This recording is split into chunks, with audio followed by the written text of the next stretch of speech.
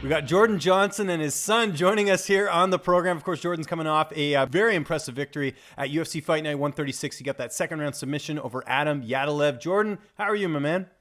Doing all right. How are you? I'm doing well. We'll start right there. Obviously, you got your son with you. How has fatherhood, treated you? The last time we talked, you were about to be a dad. Now that you're a dad, how has that changed your life? Uh, it has completely changed my life.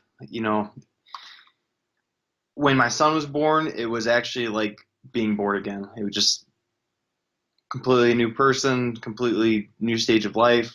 Everything's changed and couldn't be happier. It's pretty incredible. Good for you, man. And I know one of the changes you made as well is you've actually moved back to Arizona. How has that been? Just being back home and getting to be around family. It's awesome. So we don't actually. I have roots here, but no family. My wife does have some family here. Um, Power, I guess, kind of is, family, second family. It's great being back. Great support system here, great partners, great coaches, just a great atmosphere. So, my wife works. My wife's at work right now, so I go to the gym and Jack comes with me, and I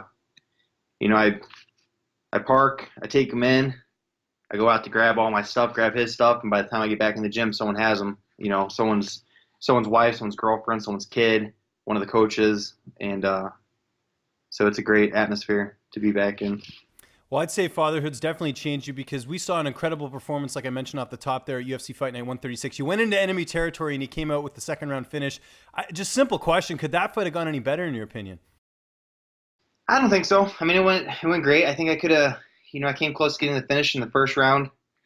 Um, Maybe if I would have finished it in the first round, would have been a little bit better. But got a finish. I went 4-0 in the UFC. My first three were decisions, so it was nice to get back to. I was finishing everybody before I got to the UFC, so it was nice to get back and get a finish. So. And that fight was at 185. How did you feel competing at middleweight?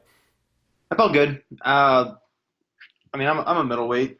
I've been a middleweight fighting at light heavyweight just with a spare tire. So it's a good weight. Feels natural. Feels right. My weight was the same. The weight cut was the same as my weight cut from 205. I was just leaner, so it was actually even a little bit easier. But the numbers, the percentages, the weight I had to take off was the same. But being leaner actually makes it easier to cut the weight. It's easier to pull water out of muscle. So. I guess most important question, coming off a big win like that, what's the latest with you in the UFC? What is your contract status at the moment? So I fought out my contract. They made an offer. I told them what I wanted. We were nowhere close on the numbers. I thought if I went out and did had a good performance, they would give me what I wanted. That wasn't the case. Technically, I'm still under contract with them, even though I fought out my contract. I had to get my I don't know what you call it, release or permission to go talk to other organizations. But just about every day, bugging my manager. I think he's sick of me blowing him up. But I'm ready to go talk with these other organizations and see what kind of deal I can make elsewhere. So I would love to stay in the UFC, but this is an incredibly dangerous sport. There's got to be some reward.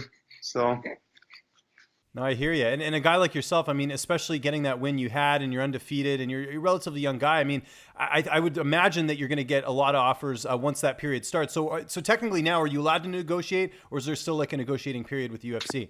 Well, yeah, so I'm still in the period where I'm negotiating with the UFC, but I think we're not going to make a deal. So I think from a legal standpoint, I need to get, permission to go negotiate and talk with other organizations. So that's where I'm at. I've had a couple organizations reach out to me, and I've just kind of, told them I don't feel comfortable talking just yet, but good chance you're going to see me somewhere besides the UFC. Okay, interesting. And is there like a window, like when does that window end in terms of negotiating with the UFC? Because I think they can exclusively negotiate with you, and then you're allowed to go elsewhere. Yeah, I think it's 90 days. Okay. So how do you prepare for that? If there's a situation where, you guys aren't coming to terms, you just stay in the gym ready and then, hope something pans out soon, because 90 days is a long time to be on the shelf. Yeah. Like I said, we agreed that it's probably not gonna work out. I would love for it to work out, but I just don't see that happening. So, like I said, I'm just kind of waiting to get permission to go talk to these other organizations, and I'm staying ready. I'm in the gym. I was in the gym this morning. I'm gonna get done with this. I'm heading back. So I imagine I would like to have a quick turnaround because my weight's still, still in striking range to make weight pretty easily, and I'm still in pretty good shape. So I'd like to turn around and, get something. So I imagine, once I figure out where I'm going, what I'm doing, whichever organization that is, they're going to want to book something pretty quick. Right. And obviously something before the holidays, I would imagine too, because you want to get to eat a little bit on the holidays, right? Yeah. I mean, it'd be great to be able to turn around, fight again, and then have the holiday season to, we got a lot of firsts coming up, first Thanksgiving, first Christmas, first Halloween. Like, obviously I'm not going to fight before Halloween, but it'd be nice to, the few years I have left down, and enjoy the holidays. So. No, I hear you on that. A couple more things I wanted to ask you about. There's a great video of you, I think it was on your Instagram, where you had the proper 12 whiskey and you poured it out. Just the response you got after that, I'm sure you had a lot of Connor fans coming after you. I did. Which was kind of the point. Yeah. that was the plan. I wanted it to be a little bit more playful. I was expecting people to kind of tag their friends, but people, Connor's fanboys, they are very sensitive. So okay, that's good. Is this? Are we seeing you coming out of your shell a little bit more? I mean, that's not something I'd expect from you, but I thought it was hilarious. Do you think we'll see more of that, especially now that you're becoming that you are a dad, and I'm sure you want to open up a little bit more. Yeah, it's something I'm trying to make a point to do, is come out of my shell, kind of show my personality a little bit more. It's fighting's kind of it's a hard industry to be in, because not only do you have to be an athlete, you also have to be a character and have a persona and do all these things. And I always stayed pretty quiet, and I didn't really let that stuff out there because I just wanted to kind of just fight, but it doesn't really help you out that much. So now I'm realizing that and trying to make an effort to be out there a little bit more and take care of business. No, I hear you on that.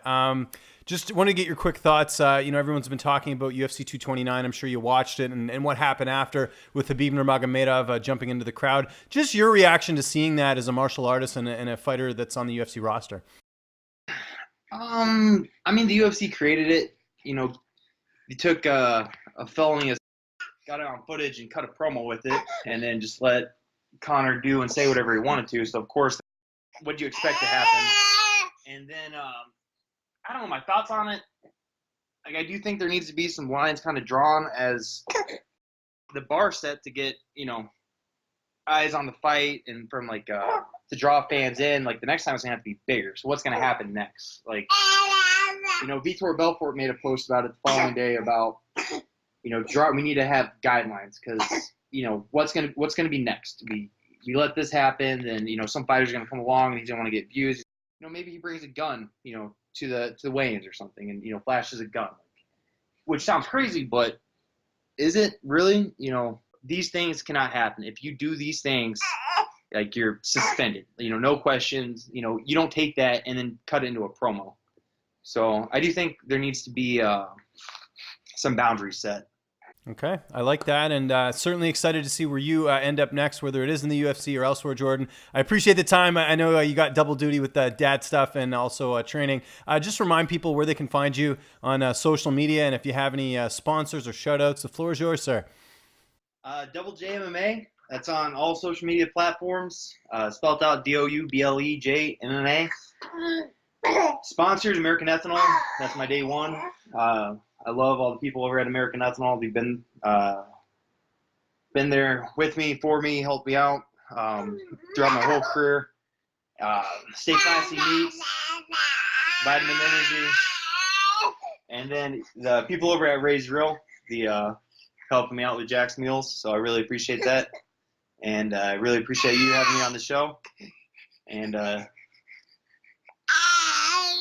Jack says thank you too.